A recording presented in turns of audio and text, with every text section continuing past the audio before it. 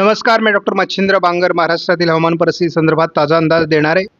आपण सध्या महाराष्ट्राच्या उपग्रही छायाचित्राचं निरीक्षण केलं तर जसा महाराष्ट्राचा आकार आहे तशाच पद्धतीने प्रचंड असे ढगांचं आच्छादन महाराष्ट्रावर तयार झालंय. सर्वच ठिकाणी पाऊस पडत नाहीये, परंतु पावसास अनुकूल अशा प्रकारची स्थिती महाराष्ट्रामध्ये सध्या तयार झालेली आहे. काही ठिकाणी रिमझिम स्वरूपाचा पाऊस आहे, काही ठिकाणी मुसळधार स्वरूपाचा पाऊस आहे, काही ठिकाणी हलक्या स्वरूपाचा पाऊस आहे, परंतु पावसास अनुकूल वातावरण तयार झालं आहे. या वातावरणात पुढे काय बदल होणार आहे हे आपल्याला बघायचं आहे. आता महाराष्ट्राच्या या कलरफुल उपग्रह छायाचित्राचं निरीक्षण केलं तर केवळ वर्धा, नागपूर, भंडारा, गोंदियामध्ये आणि चंद्रपूरच्या किंवा गडचिरोलीच्या उत्तरेला, थोडं अमरावतीच्या पूर्व भागा उत्तर भागामध्ये अपवाद सोडला किरकोळ ढगाळ परिस्थिती. मात्र महाराष्ट्रात बाकी एकही असा जिल्हा नाही ज्या ठिकाणी पावसास अनुकूल ढगांचं आच्छादन नाही.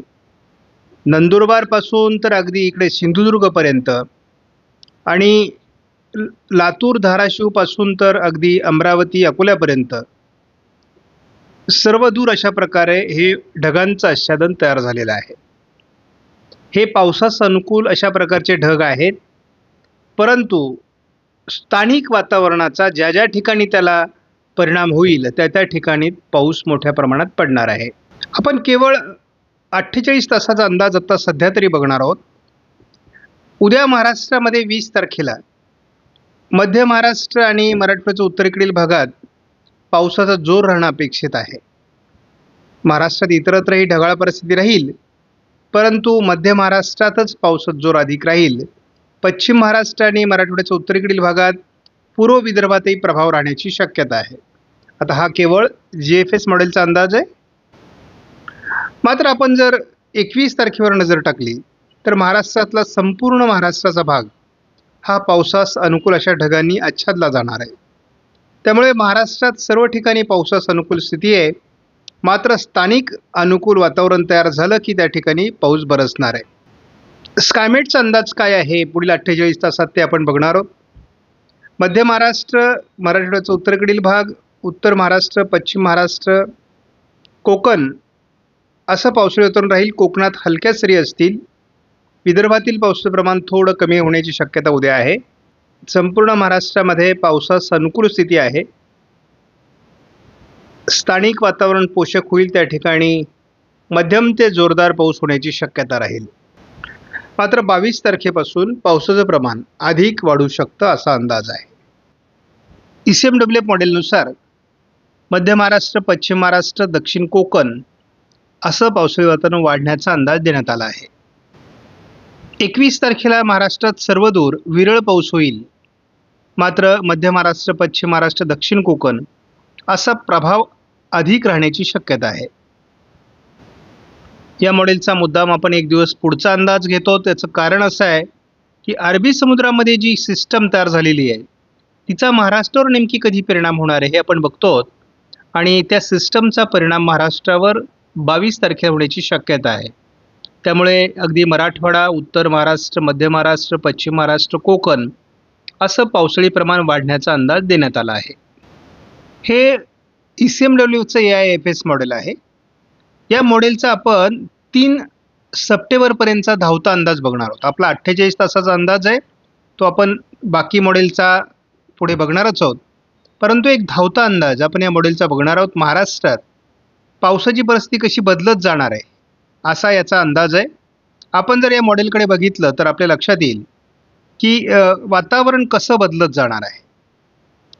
अरबी समुद्रात तयार झालेली सिस्टम किती परिणाम करणार आहे, किंवा बंगालच्या उपसागरात नव्याने सिस्टम तयार झाल्यास तो कोणत्या भागावर परिणाम करेल असा एक आपल्याला अंदाज येतोय.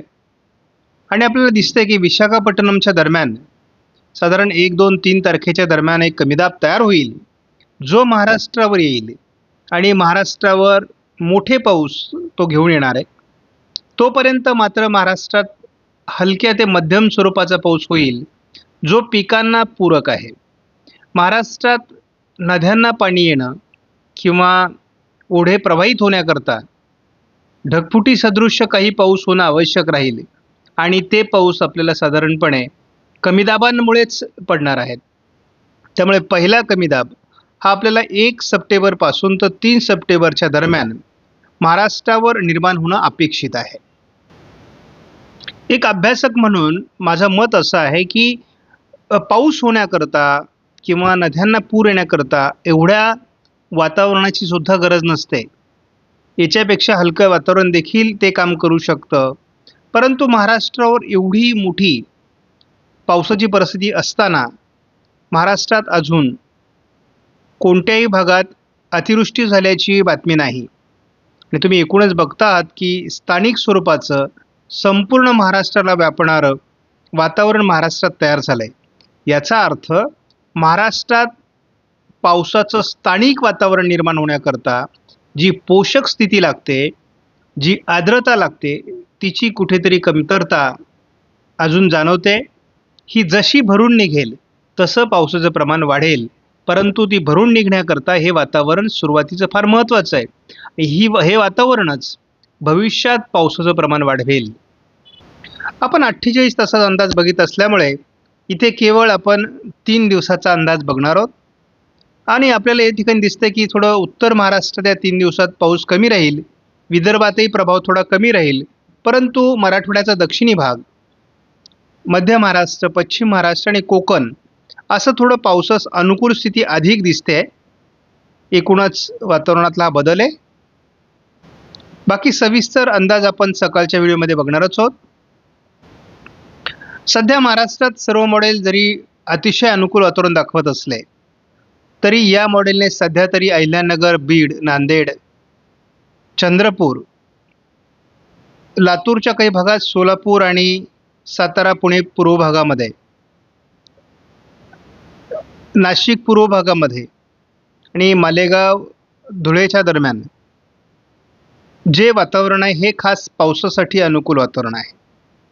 कोकण किनारपट्टीलाही पावसास अनुकूल ढग आहेत, परंतु फारसं पावसाचा प्रभाव तयार झालेला नाही. म्हणजे एकूणच अमरावती ते नागपूर किंवा वाशिम, हिंगोली, परभणी, नांदेड, लातूर, बीड, अहिल्यानगर, छत्रपती संभाजीनगर आणि जालना दक्षिण या भागामध्ये जे वातावरण तयार झालेलं आहे हे वातावरण पावसास पोषक आहे, परंतु हे फार काळ प्रभावी राहणार नाही. उद्या सकाळी देखील मालेगाव, जळगाव, अकोला, बुलढाणा, छत्रपती संभाजीनगर, अहिल्यानगर किंवा पुणे पूर्व, सातारा पूर्व भागात पावसास अनुकूल ढग असतील. उद्या देखील महाराष्ट्रात जोरदार वातावरण आहे. उद्या नाशिक जिल्ह्यामध्ये अहिल्यानगर, छत्रपती संभाजीनगर, जालना, बीड, लातूर, धाराशिव, पुणे, सांगली, कोल्हापूर, रत्नागिरी, सिंधुदुर्ग या भागात जोरदार पावसाचा अंदाज आहे. सोलापूरलाही उद्या पावसाचा प्रभाव वाढू शकतो. धाराशिव आणि लातूर, बीड, अहिल्यानगर, अगदी छत्रपती संभाजीनगर, नाशिकपर्यंत, पुणे, सातारा आणि सांगली भागाच्याही काही भागात जोरदार पावसाळी वातावरण उद्या असणं अपेक्षित आहे. अगदी आपण 21 तारखेलाही जरी बघितलं तर संपूर्ण उत्तर महाराष्ट्र, मध्य महाराष्ट्र आणि पश्चिम महाराष्ट्र, कोकण असं पावसाळी वातावरण 21 तारखेला दाखवण्यात आलं आहे. हेच मराठवाड्याकडे सरकणार आहे. त्यामुळे बीड, धाराशिव, लातूर, परभणी, नांदेड, हिंगोली, सोलापूर, सांगली, कोल्हापूर आणि रायगड, रत्नागिरी, सिंधुदुर्गमध्ये, पुणे, साताऱ्यामध्ये पावसाचं प्रमाण वाढण्याची शक्यता 21 तारखेला आहे. आणि उशिरा हे वातावरण नांदेड, चंद्रपूर, लातूर, सोलापूर या भागातून पूर्वेकडे सरकण्याची शक्यता आहे. थोडा विदर्भात रात्री याचा प्रभाव निर्माण होऊ शकतो असा थोडा अंदाज आहे. पण पावसाचे ढग निर्माण होणं आणि प्रत्यक्षात स्थानिक अनुकूलता असणं या दोन्ही बाबी जेव्हा जुळून येतील तेव्हाच त्या भागात पाऊस पडणार आहे. आज रक्षाबंधन आणि नारळी पौर्णिमा, त्यामुळे या सणाच्या मी सर्वांना मनपूर्वक शुभेच्छा देतो. साधारणपणे निसर्ग नियमासाठी हा दिवस महत्त्वाचा असतो. कोकण किनारपट्टीचा पाऊस कमजोर होण्याची सुरुवात या ठिकाणी होते आणि नंतर ईशान्य मान्सूनचे संकेत येऊ लागतात. म्हणजे पूर्वेकडील वातावरण तयार होतं आणि वातावरण बदलून पाऊस पडत असतो. त्यामुळे यापुढे बंगालच्या उपसागरातून कमी दाब निर्माण होतील, ते महाराष्ट्रावर येतील आणि महाराष्ट्रातील वातावरण बदलून टाकतील आणि त्यासाठी साधारणपणे 1 तारखेपर्यंत आपल्याला प्रतीक्षा करावी लागेल. तोपर्यंत जो पाऊस महाराष्ट्रात होईल तो साधारणपणे मध्यम ते हलक्या स्वरूपाचा असेल, पिकांना उपयुक्त असेल. काही विभागात सातत्याने पाऊस झाल्यामुळे पाणीसाठे वाढतील, परंतु नदींना पूर येण्याकरता जो पाऊस आवश्यक आहे त्यासाठी कमी दाबाची निर्मिती होणं आवश्यक आहे आणि ते साधारणपणे सप्टेंबरच्या सुरुवातीपासूनच ते वातावरण तयार होईल असा आपला अंदाज आहे. आपणास व्हिडिओमधील माहिती महत्त्वपूर्ण वाटल्यास लाईक करा, शेअर करा, चॅनलला सबस्क्राईब करा. धन्यवाद. जय हिंद, जय महाराष्ट्र, जय बळीराजा.